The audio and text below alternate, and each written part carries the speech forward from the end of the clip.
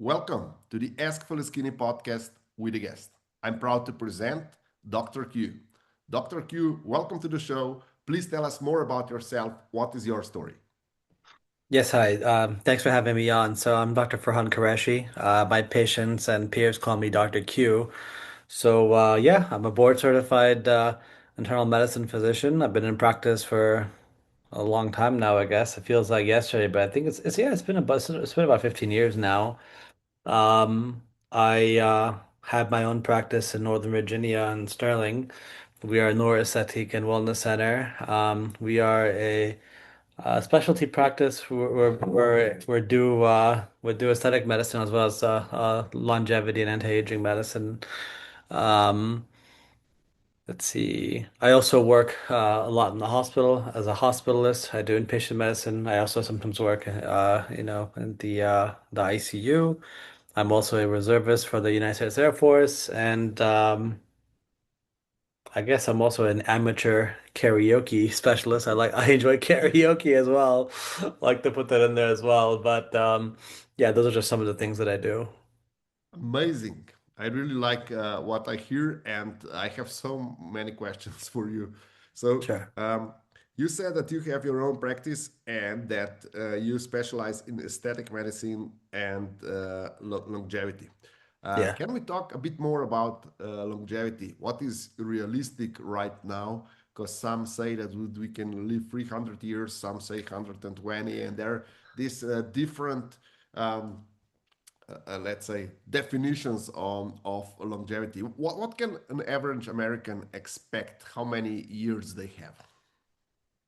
Well, I mean, the real question is what is the definition of living? There are a lot of people who are alive, but they're not living, in my opinion.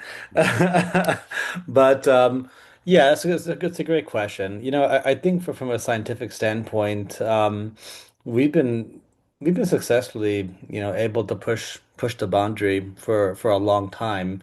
I think the focus in longevity and anti-aging medicine is not necessarily to make people live longer physically, although that's always a goal.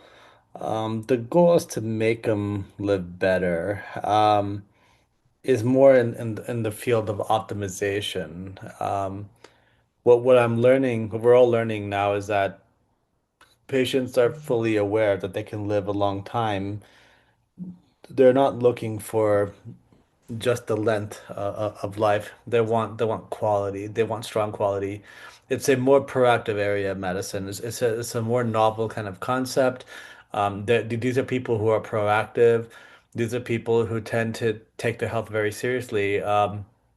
They don't come to the doctor when something is wrong, like most patients. It's the other way around. They come to us wanting to run faster. They come to us wanting to have less pain. They want more energy.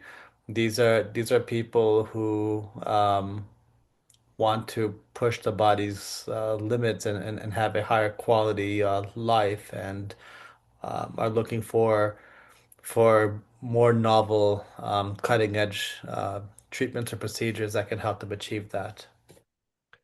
I would like to know a little bit more, and I would like to know your opinion on many topics that are now circulating the internet. And Sure. one is stem cells. What do you think about stem cells as a longevity hack? Yeah, that's a good question. Stem cells are not new. This has been something we've been trying to do for a long time. Um, the theory of stem cells is such that you're taking these premature cells and you can reprogram them to a cell that your body needs, and you can regenerate. You can have uh, a new outcome. So the theory was if you, for example, needed a kidney transplant, maybe one day, we can regenerate your kidney cells and you can have your kidneys back. Um, there's still a lot to be done. I was hoping we would have more progress by now. We don't. But there's one area of regenerative medicine, especially stem cells, that's very exciting, and that's in orthopedics.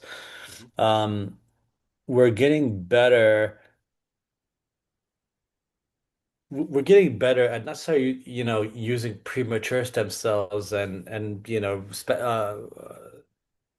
specializing it, but we're getting better at using other kind of uh, other parts of the soup, so to speak.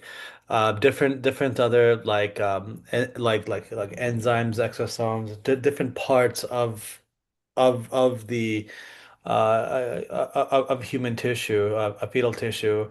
And in the world of orthopedics, there's emerging evidence that there may be benefit there.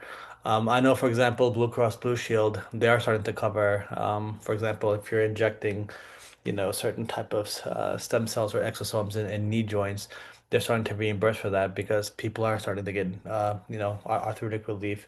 So there is emerging evidence there. Um, I think right now, as far as regenerative medicine goes, the most promising areas seem to be in the world of orthopedics and arthritis, but some of the more sensational, diagnoses like curing MS or like curing, some kind of, ALS. No, there's just nothing there that I have seen. But most of the promise has been in arthritic and musculoskeletal areas. And also there's been some evidence emerging about, for aesthetic uses, like topically, people are getting, better skin using human exosomes, and there is some hair regrowth, but um, it's still early and the data is still limited. Okay. What's your take on the supplements? Well, I think supplements are great. I think supplements are they're what they say they are. They're supplements. They're extra. They don't replace fundamentals. Um, I think Americans right now, it's a wellness is a multi-billion dollar market right now. There's a tremendous interest in things like peptide therapy and wearables. There's always ads on Instagram about a new kind of wrist strap that can measure, your blood pressure and all these things. There's an obsession right now with wellness and trying to, push you to the limit. Um, I am pro supplements, especially certain supplements that have very good data, like creatine. Creatine is really good. There is some emerging evidence there that not only is it good for muscle strength, because that's what usually use it more for. I used to use it more for, just strictly for weightlifting, but there's data that no, you take it every day, at least 5 grams. It can help with cognition and memory. So there's emerging evidence there for that. Um, vitamin D, I think almost all Americans will need that. We're working indoors. We don't have as much sunlight exposure, so we're not getting much activated vitamin D. But I do want to make clear that, you know, supplements, some may be more effective than others, but they're extra credit. They won't replace fundamentals. Fundamentals are going to include diet and exercise. And good sleep. Those are fundamentals. Those with poor sleep, high processed diets and little to no physical activity. I don't think there's a supplement that can cancel the damage that's about to happen. Mhm. And I would like to have your take on vaccination because there's a huge fight in America right now going between Yeah. pro-vaxxers and anti-vaxxers. What's your take? What is your experience in this? I think I think what's happened is I've spoken to a lot of people who are anti-vaxxers, and it's not that they all hate all vaccines. That's not what they tell me. What they tell me is, look, like almost all anti-vaxxers will tell me that I do see there's a role for vaccination. My only complaint is why do we need so many? This is what they say. And it's a fair criticism. Um, because I think what they're looking for is reassurance that we must have all these vaccines. Why can't we just do it the natural way? Well, these are fair points. I think what we ought to do is we're gonna have to educate people more about the vaccines and what they do because most people have this impression that a vaccine, like what is it, what even is a vaccine? A vaccine is basically, you're giving a small piece of the disease, like in a weakened state, to provoke your body to make a immune reaction to it, and thus generate these antibodies that will have memory. You'll have an immune memory so that when you get the actual um, pathogen in you, the actual disease-causing pathogen, you will have you'll be ready. You'll be able to generate a stronger immune response. For things like measles, it's highly effective. Like well, once you're vaccinated once, you don't need it again. But the problem is that certain viral pathogens like the COVID virus, unfortunately, every time we make a vaccine, that and for flu, we have to make a new one almost every year, like a lot. And the reason we're doing that is because those particular viruses mutate a lot.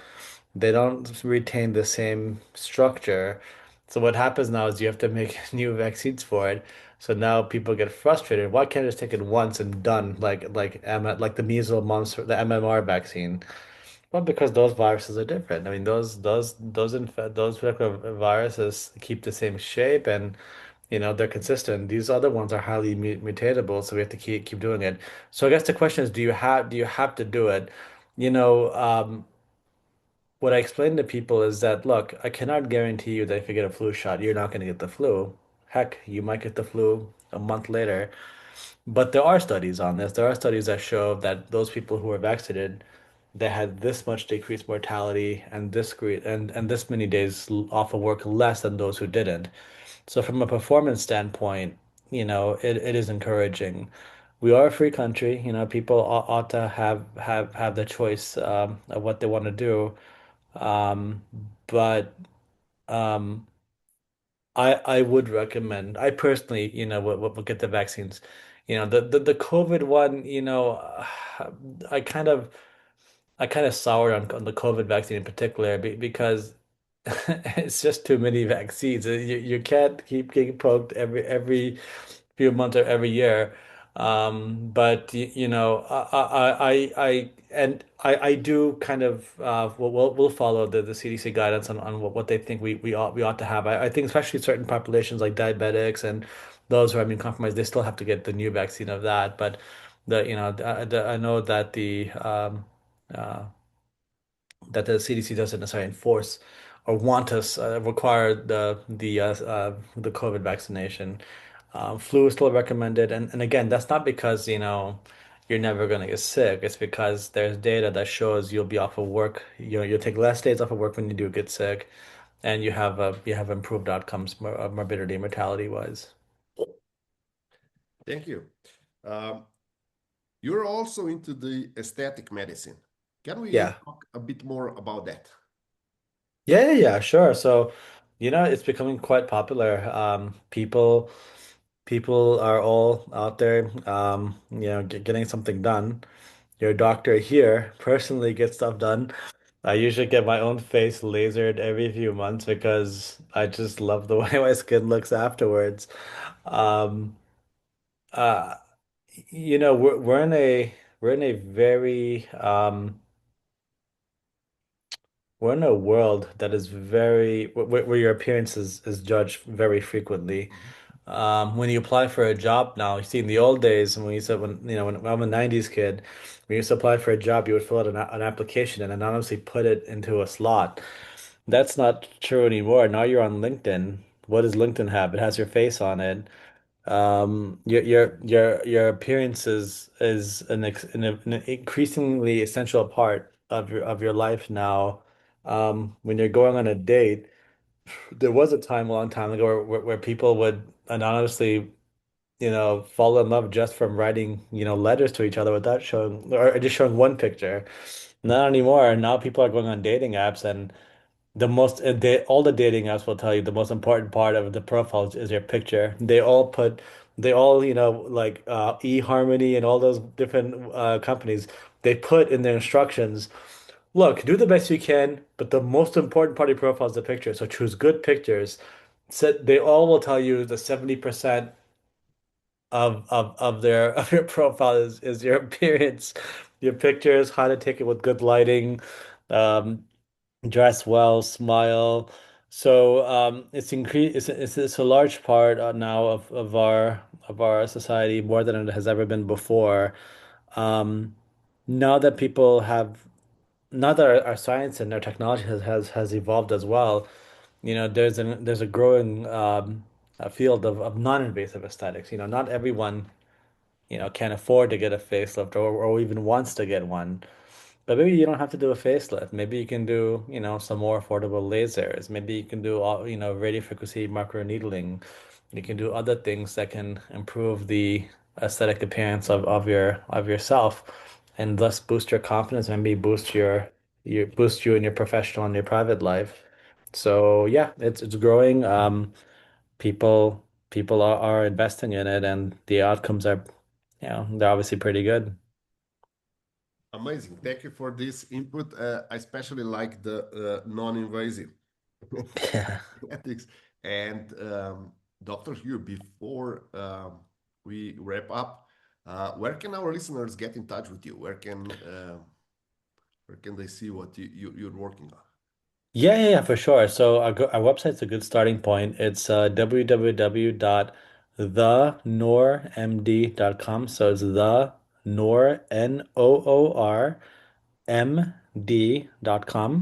You can start there. We're also on YouTube and we're on social media. Yeah, we're also on Instagram, so you can find us over there as well. You can go to at the Noor MD clinic, and see our social media, see what kind of stuff we have there. I think my personal account is on there as well, so you can see me in all my travels, and yeah, see all our stuff, and sometimes I show up on the news as well. So there's different places to find me. Dr. Q, thank you for all these insights and thank you for being my guest tonight. Thank you for having me. It's an honor and pleasure to be here.